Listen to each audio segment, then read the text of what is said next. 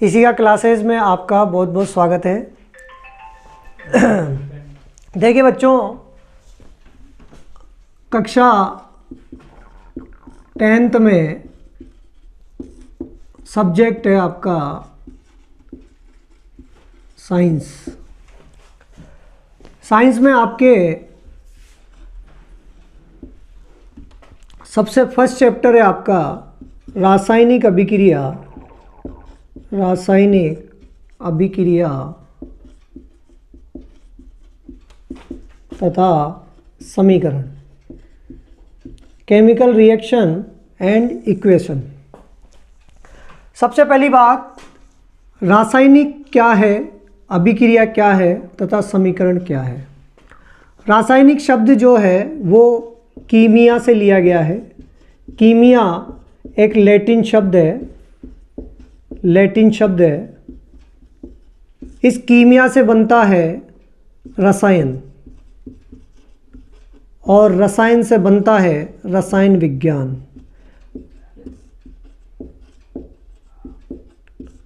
विज्ञान की एक ब्रांच होती है रसायन विज्ञान, जिससे निकल कर आता है रसायन।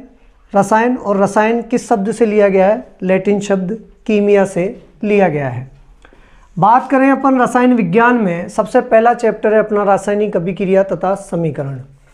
रासायनिक अभिक्रिया की बात करें तो रासायनिक अभिक्रिया किन किन पदार्थों में होती है, कैसे होती है, रासायनिक अभिक्रिया को पहचानने के क्या क्या लक्षण होते हैं, इन सब पर आज हम चर्चा करेंगे।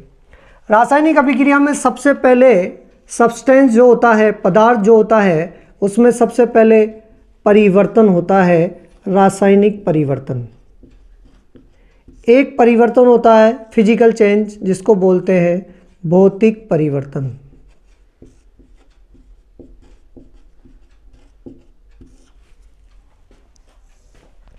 रासायनिक परिवर्तन, भौतिक परिवर्तन, दो प्रकार के सब्सटेंस मतलब पदार्थ में परिवर्तन होता है। एक तो होता है रासायनिक परिवर्तन, एक होता है भौतिक परिवर्तन। सबसे पहले इन दोनों में अपन अंतर जानेंगे, डिफरेंट क्या है, रासायनिक परिवर्तन क्या होता है, भौतिक परिवर्तन क्या होता है। देखिए, सबसे पहले है फिजिकल चेंज, भौतिक परिवर्तन।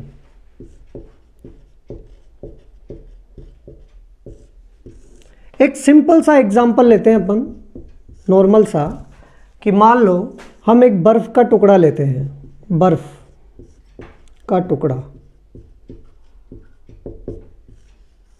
ये एक बर्फ का टुकड़ा है। बर्फ पानी से बनती है, यानी इसका सूत्र होगा H2O। बर्फ को मैं कमरे के ताप पर, रूम टेम्परेचर पर, गलन ताप पर रखता हूं। गलन ताप, गलन ताप से एक शब्द निकल कर आता है गलनांक। हम जानते हैं कि बर्फ का टुकड़ा इस समय ठोस अवस्था में है, सॉलिड अवस्था में है। इसकी जो फिजिकल प्रॉपर्टीज़ है या इसकी फिजिकल जो स्टेट है वो सॉलिड है, ठोस अवस्था में है। हम इसको गलन ताप देते हैं, गलन ताप से निकल कर आता है गलनांक। गलन ताप जैसे ही देंगे, बर्फ पिघल कर किस में बदल जाएगी? जल में बदल जाएगी। और जल का सूत्र भी क्या होता है? H2O। जल की अगर फिजिकल स्टेट देखें, भौतिक अवस्था देखें, तो जल लिक्विड अवस्था में होता है, यानी द्रव अवस्था में होता है। अब देखिए, यहाँ से एक शब्द निकल कर आता है गलनांक। गलनांक का मतलब होता है कि वह ताप, यानी वह गलन ताप जिस पर कोई ठोस पदार्थ द्रव में बदल जाए। यहाँ बर्फ़ किस में बदल रही है? जल में। यहाँ बर्फ़ किस अवस्था में? ठोस अवस्था में। और किस में बदल रही है? जल में, यानी लिक्विड में। यानी कोई भी ठोस पदार्थ यदि किस में बदल जाए? लिक्विड में बदल जाए, या किसी भी ठोस पदार्थ को हम इतना ताप दें कि वो लिक्विड फॉर्म में आ जाए या द्रव अवस्था में आ जाए, तो वह ताप उसका गलन ताप कहलाता है और ये प्रक्रिया कहलाती है गलनांक। तो आज हमने एक परिभाषा सीखी गलनांक की, कि गलनांक किसे कहते हैं? कि किसी ठोस पदार्थ को गर्म करने पर, किसी ठोस मतलब कोई सॉलिड सब्सटेंस है या सॉलिड पदार्थ है, उसको हम गर्म करें। ठोस पदार्थ को गर्म करने पर वह किस में बदल जाए? द्रव में, लिक्विड में। द्रव में बदल जाता है तो यह प्रक्रिया क्या कहलाती है? गलनांक कहलाती है। इंग्लिश में गलनांक को बोलते हैं मेल्टिंग पॉइंट। ठीक है। अब जल को हम क्वथन ताप दें, क्वथन ताप का मतलब होता है बॉइलिंग टेम्परेचर, यानी जल को हम बॉईल करें तो क्वथन ताप से एक शब्द निकल कर आता है क्वथनांक, जिसको बोलते हैं बॉइलिंग पॉइंट। ठीक है। यानी जल को हम बॉईल करें या वह ताप दें जिस पर जल वाष्प में बदल जाए, स्टीम, जल वाष्प, इसका सूत्र भी क्या होता है? H2O, और जल वाष्प गैस फॉर्म में बदल जाएगा, इसलिए इसकी स्टेट अवस्था क्या हो गई? गैसीय अवस्था हो गई। कहने का मतलब यदि किसी द्रव अवस्था को इतना ताप दिया जाए कि वह किस में बदल जाए? गैस फॉर्म में बदल जाए या गैसीय अवस्था में बदल जाए, तो वह उसका क्वथन ताप कहलाता है, और ये प्रक्रिया क्या कहलाती है? क्वथनांक। तो एक शब्द हमारा निकल कर आता है क्वथनांक, यानी दो डेफिनेशन हमारे पास क्लियर हो गई। पहली हो गई गलनांक, दूसरी हो गई क्वथनांक। क्वथनांक का मतलब वह द्रव जिसको गर्म करने पर वह उबलने लगे। कोई भी चीज़ अगर उबलेगी, लिक्विड कोई उबलेगा तो वो स्टीम में बदल जाएगा या वाष्प में बदल जाएगा, तो उबलने लगे तो वह प्रक्रिया क्या कहलाएगी? क्वथनांक कहलाएगी। वह प्रक्रिया क्वथनांक कहलाती है, बॉइलिंग पॉइंट कहलाती है, क्वथनांक कहलाती है। दो डेफिनेशन निकल कर आ रही है इस रिएक्शन से, एक निकल कर आ रहा है मेल्टिंग पॉइंट, दूसरा निकल कर आ रहा है boiling point. Melting point means गलनांक और बॉइलिंग पॉइंट मीन्स क्वथनांक। देखिए अब यहाँ पर पदार्थ की केवल भौतिक स्टेट चेंज हो रहा है, अणु सूत्रों में किसी भी प्रकार का परिवर्तन नहीं हो रहा है। यहाँ पर केवल पदार्थ की अवस्था बदल रही है, यानी ठोस द्रव में बदल रहा है, द्रव गैस में बदल रहा है। यानी बर्फ किस में बदल रही है? जल में, और जल किस में बदल रहा है? जल वाष्प में। लेकिन तीनों का अणु सूत्र क्या है? एक ही है। यानी वह परिवर्तन जिसमें केवल पदार्थ की भौतिक अवस्था ही बदले, यानी स्टेट ही बदले, ठोस से द्रव, द्रव से गैस, लेकिन उसके रासायनिक गुणों या अणु सूत्रों में किसी भी प्रकार का परिवर्तन नहीं हो, तो ऐसा परिवर्तन क्या कहलाता है? भौतिक परिवर्तन। तो हमारे सामने पहला डिफरेंट ये आया रासायनिक परिवर्तन और भौतिक परिवर्तन में। देखिएगा, भौतिक परिवर्तन फिजिकल चेंज, और दूसरा है हमारे पास रासायनिक परिवर्तन केमिकल चेंज। पहला अंतर हमारे पास निकल कर आया, फर्स्ट अंतर हमारे पास निकल कर आया, पहला अंतर है कि पदार्थ की भौतिक अवस्था, फिजिकल स्टेट, भौतिक अवस्था में बदलाव होता है, में परिवर्तन होता है। भौतिक अवस्था का मतलब आकार हुई, पदार्थ का आकार हुआ, पदार्थ की अवस्था हुई, पदार्थ की आकृति हुई, इनमें परिवर्तन होता है। लेकिन अणु सूत्रों में किसी भी प्रकार का परिवर्तन नहीं होगा। लेकिन अणु सूत्रों में कोई परिवर्तन नहीं होता है, कोई परिवर्तन नहीं होता है, कोई परिवर्तन नहीं होता है। That's clear. पदार्थ की भौतिक अवस्था में परिवर्तन होता है, लेकिन अणु सूत्रों में किसी भी प्रकार का परिवर्तन नहीं होता है। यह परिवर्तन कहलाता है भौतिक परिवर्तन। अगर रासायनिक परिवर्तन की बात करें हम, तो रासायनिक परिवर्तन में पदार्थ की भौतिक तथा रासायनिक गुण, भौतिक तथा रासायनिक गुणों में अर्थात दोनों में परिवर्तन होता है, दोनों में परिवर्तन होता है। होता है। अर्थात जिस पदार्थ से भी कोई उत्पाद बनेगा वह उत्पाद उस मूल पदार्थ से रासायनिक तथा भौतिक गुणों में भिन्न भिन्न होगा, यानी उसकी फिजिकल प्रॉपर्टीज़ भी चेंज हो जाएगी, केमिकल प्रॉपर्टीज़ भी चेंज हो जाएगी, तो वह परिवर्तन कहलाएगा रासायनिक परिवर्तन। भौतिक परिवर्तन में केवल उसका स्टेट चेंज होता है, उसके अणुसूत्रों में या फॉर्मूलाज में किसी भी प्रकार का परिवर्तन नहीं होता है। दूसरी बात करें, हम इसी रिएक्शन पर आते हैं सेकंड बात में, कि इस जल वाष्प को यदि ठंडा किया जाए